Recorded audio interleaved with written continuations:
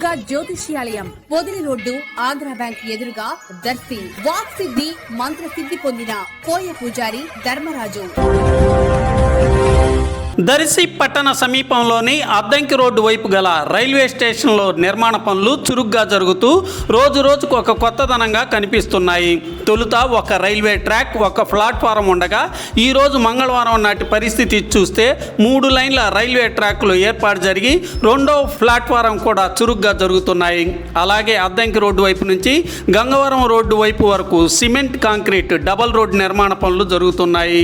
Railway station building నిర్మాణం అందాలను సంతరించుకుంది.